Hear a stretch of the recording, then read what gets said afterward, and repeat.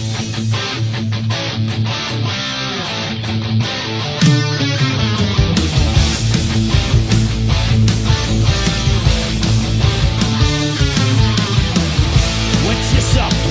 of the show puts you on edge.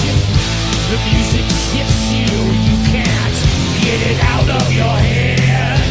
Hello and welcome to FireRock Talk. I'm Tom Collier, your host. Today's co-host is Carl Kennedy, and we're talking to the band GraveReign. We've got Tony and Dave for them. How you guys doing today? I'm doing very well. How you guys doing? We're doing wonderful. Thank you for having us here, Tom. Carl, nice to meet you. Nice to meet you. And you too, Tony. Thank you. Thanks. Okay, well, I'm going to start right off. This first question I'm going to throw is to Tony. You know, the Icon of the Accursed album just is coming out on FireRock. I love the fact that it goes back not just centuries to evils people. It's not just serial killers and stuff. What was the theme for that? Because I'm a big buff on that stuff. I love and follow that stuff all the time. Go ahead, Tony. Tell us a little bit about that.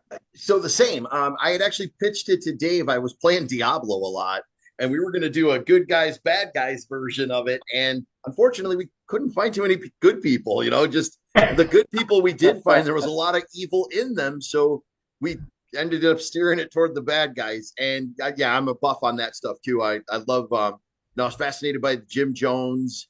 And that took place when I was 5 years old. And obviously our age was more of the David Koresh side. So it's Nice.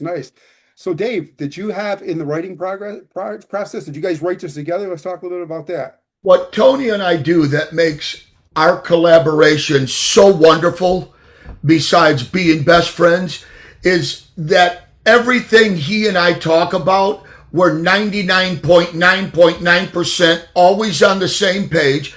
And yes, as we all know as musicians, people can have differences of opinion, but what works so well with this band and why it's our favorite band for he and I is we're always on the same page. And if we disagree about something, we find out very quickly what's the disagreement and we get it to where it gels like a well-oiled machine. I came to Tony and said, well, we want to do this next record. Should it be a variation on Destination Aftermath? And I said, what if we do something about real live bad people? Because he was talking about bad people from video games and life. And I said, well, I got this idea. Why don't we do something starting with Genghis Khan, maybe Jack the Ripper? And one thing I love about Tony that he's very, very great at that we work with is he'll come up with an idea, or I will, and Tony will investigate. Go back and read, find books. What did Jack the Ripper do? When was he? What happened? What was Genghis Khan? How did he die? What was he about? Because we're talking about real life people that really did this back then. Not, well, the dragon flew down and killed the kingdom. That's all wonderful because no bands have ever done that before. Right? So Tony and I dig in like going to the library, and he always does a story map. And then when he gives me an idea, I know what to write. When I tell him, I got this idea, let me send it to you, then we start culminating together everything. And that's, I think, why we work so great together, because we dig in each other's minds and we know where we're at 24/7. Carl, you go ahead and ask a question. You're up. Well, I just wanted to say it's obvious you guys are a team. I listened to some stuff and I was blown away. And I thought I loved Thank the you. solo in Jack the Ripper. I mean, that's a really cool solo. I loved it.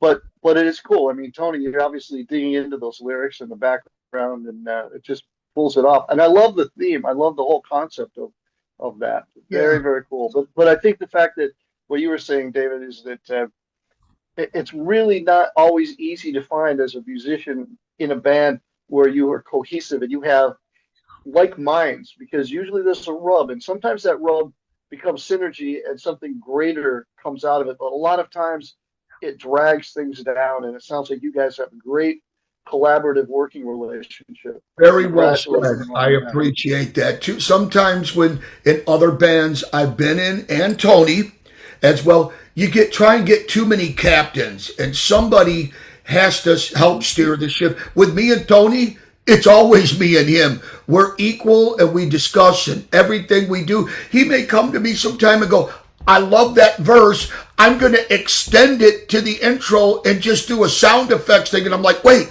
you're taking a verse and extending it. But then once we put it all in, it's like the whole intro turns into something different, atmospheric, that leads us into where we're going, that builds upon our storytelling, because that's what GraveReign does. I don't think we have one song, and Tony's going to come at me on this one, that's less than 5 minutes or 6. We did a song on the first record, and when I sent it to him, he went, you got 12 minutes of an intro. Where do I sing? And then he started putting the lyrics together, and we shortened it down, I think, to like 10 minutes. Tony, take over. It's 11 minutes at 68 BPM. Wow. And he found the story and the lyrics and the melody. And with Tony and I, another thing for guitar players, singers, and Carl, you probably and Tom know this, I can go to Tony with no problem.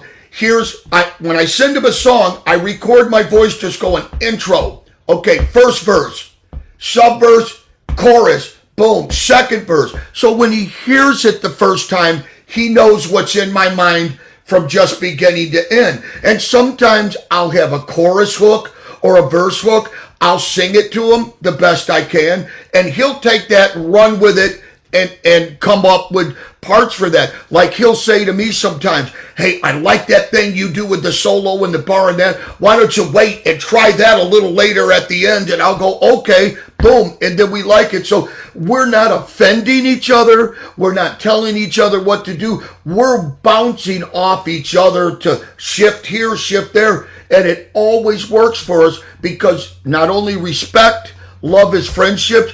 Our minds, when we write music and talk, are so connected. It just works for us, And I'm sure it does with other bands. But you're laser focused on what your project is, and you're both dialed that in. And I think the vocal mapping is really important, because when I write songs, a lot of times I'll sing as best I can, but a lot of times I have ideas, and I've never thought to do vocal mapping. Like I have a new idea I sent the guy, so I'm like, now that you said that, I'm going to do vocal mapping. This is what I envision. It can go in whatever direction, but this should be the pre-chorus and so on. That's brilliant. Well, it helps the singer, know where I'm at in my mind, so Tony can go, okay, now I know what Dave's calling a verse, sub-verse, bridge, and then he'll come back at me with his ideas and say, hey, I'd like this a little longer, and copy and paste it, so we develop the machine together. And I would say that the biggest thing that helped us on both albums really is that we've done these both as concepts. So we kind of storyboarded every song out before it's actually happened. And when we storyboard, I can go, Dave, this song needs to be sleazy. This song needs to be sad, So we kind of know where we're going to go with it well in advance of the actual writing. And then so I let Dave just do his thing. He'll be like, hey, I got a riff. I'm thinking this is either that song or that song.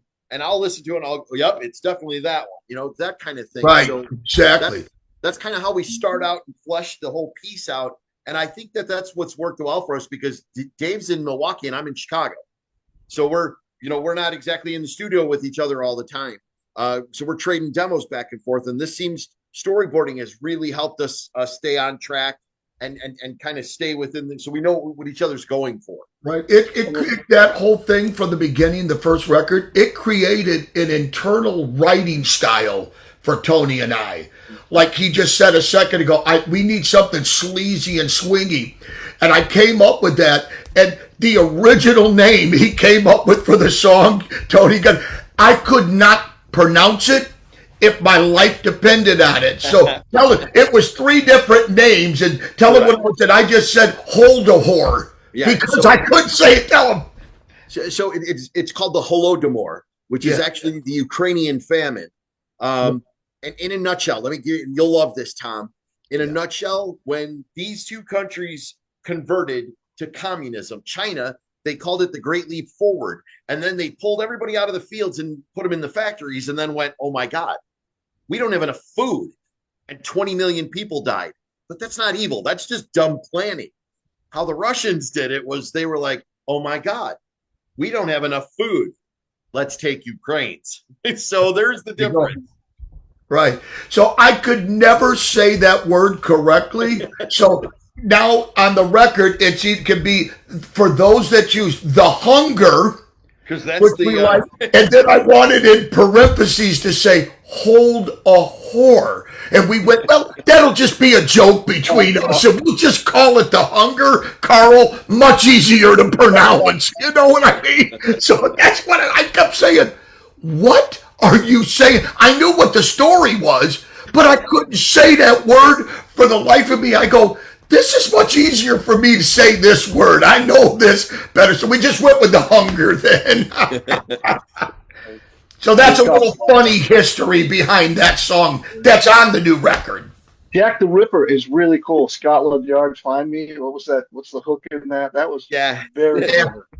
So let me tell you about that. What makes that song interesting is we actually gave Jack the Ripper a writing credit on it, number one, because the pre-chorus on that, I'm actually reading the letter that Jack the Ripper wrote to the Central London News Agency where he taunts the cops. That's the letter that he wrote, and the official letter. Yeah, the argument behind that is if the letter's real or not. Some people argue that the letter was written by the newspaper people themselves to sell newspapers and scare the public, and others say no, Jack really wrote that. So by including it, that's why you get the pre-chorus is spoken, because obviously he doesn't rhyme anything. So I couldn't get a good cadence on it, but it worked out well. It's cool. Jack the Ripper a writing credit. So yeah, that's funny. Yeah. So why don't we talk about the Jack the Ripper video? Who did it? You know, how you guys came up with the concept for that. Great video. It's out. That was your first single that came out too. So let's talk a little bit about that. Tony and I talked about a first video. We were spinning our heads around which one it should be. And, it really came down to either Genghis Khan or Jack the Ripper.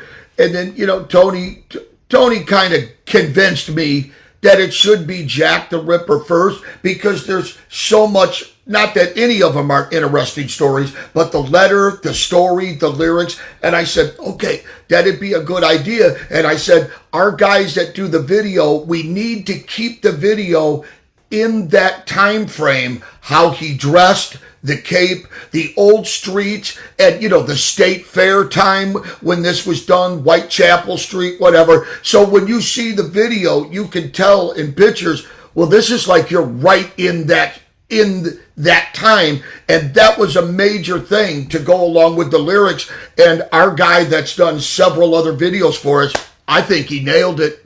Yeah, Saul did the video for Saul did the video for Destination Aftermath as well from the first album. And so he was like, hey, I'd like a crack at that. Absolutely. So we had him do the video for Jack the Ripper, and I think it came out fantastic. I mean, lyric videos, it's kind of hard to keep them interesting because obviously it's just words spitting across the screen. But I think he did a really great job. And then we did a world build at the very end of it, trying to put you in that Whitechapel area. It's raining in London. So he went to a live photo for, it's AI based, I believe, but to try and make it look like it's live. And Dave's idea was to have Jack pulling the knife out. It came out. I thought it came out very well. Hear the sword or knife, whichever it would be. Right. Yeah, I thought they did it great. The imagery was Tom. The imagery was fantastic, and I loved it. I was impressed, and it's a relatable. Everybody kind of knows Jack the Ripper story, so that just made it more impactful.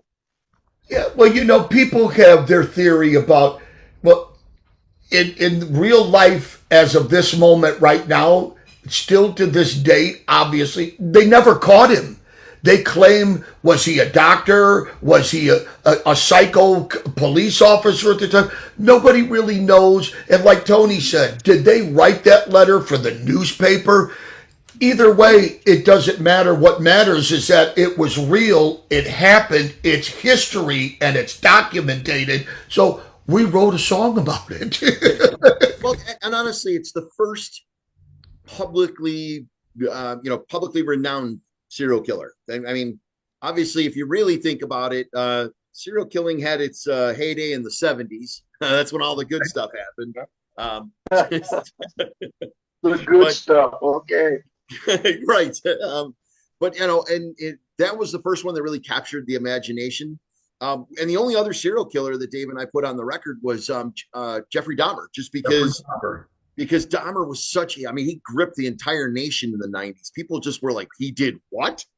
And they're still making Netflix specials about the guy. So Excellent. Yeah.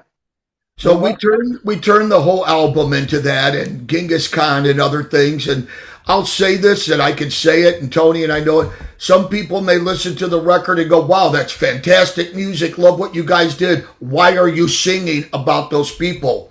Because it really happened. Why have they made movies and documentaries about these people? All we did was take that and Tony and my vision and put it into music. And frankly, I think we did a great job with everybody's help and us that was involved. We can do it. Who can tell us no? Right? The songs are, it's thematic. I think it's like musical cinema. I mean, it lends itself to whatever videos you're doing.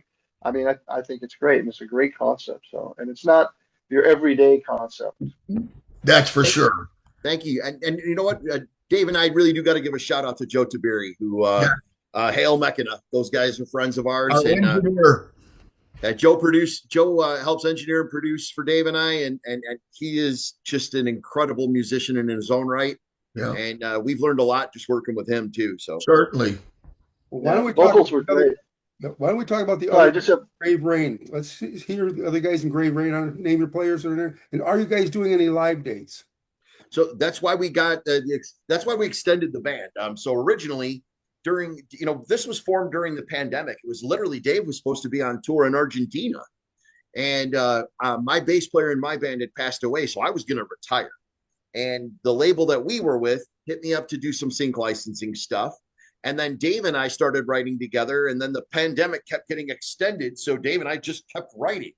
And that because it put off the release of my last DSG record. And I said, Tony, Pure Steel's doing their thing. We don't know you. Let's get going. And once he and I started, boom, fire away, Tone. So then we were like, hey, eventually we knew we wanted to bring this to a live stage. And, he and I had talked about different areas of, do we want to fly in tracks for some of the stuff? Because we do, not for music, but for the sound effects that we're using and whatnot. So one of our best friends is Jack Lazor. He's a fantastic guitar player and a great singer. So we asked him to jump on with us, and he does rhythm guitar. Mick Lucid is in a handful of cover tribute bands, and we were like, hey, man, you want to do some original stuff? Come join us. So he did. Was involved in our first record and is with us on the second one. Yep, and he plays bass, and then Michael Ray is drums. So Michael's probably got the hardest job because he's got to learn all this stuff too. So yeah, but what about live dates? What about live dates? Do we have any live? Are you guys planning live shows this summer to follow up with the record? So we're probably going to be aiming for more of the fall, just because coming out in the summer is extremely hard, just from a business perspective, because you're kind of competing with Taste of Insert Town here. So it's hard to get people to come to the clubs to see you if everybody's playing free festivals at, town stuff. So exactly. Dave and I are probably aiming for more of the third quarter this year. Once we get into Labor Day weekend, you'll probably see that the GraveReign ship is starting to launch. We're getting live shows. As far as how often we're going to play, it really depends. I mean, Chicago is such a weird market nowadays. It's really dominated by the cover and tribute bands because it's safe. I mean, hey, if we get a night off, you're going to go see some band that's playing Whitesnake. Okay, at least I know what they're playing. Or every band plays Journey, Boston, or Styx, and some are better than others, but it doesn't matter. People enjoy it. It's all entertainment.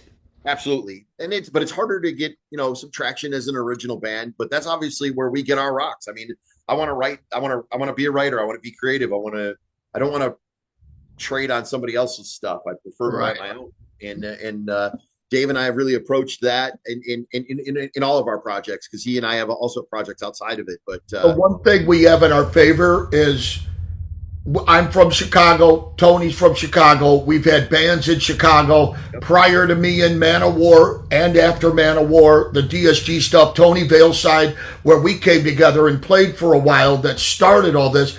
is we have a great reputation in Chicago, as people say, Chicago legends, whatever, bar stars that's been around forever, that I'm convinced with the amount of press we do and saturation of social media, when it's the right time with the right stuff and the right places that Tony and I know where we can put the band and have other bands with us at a wall of swag, that will do well.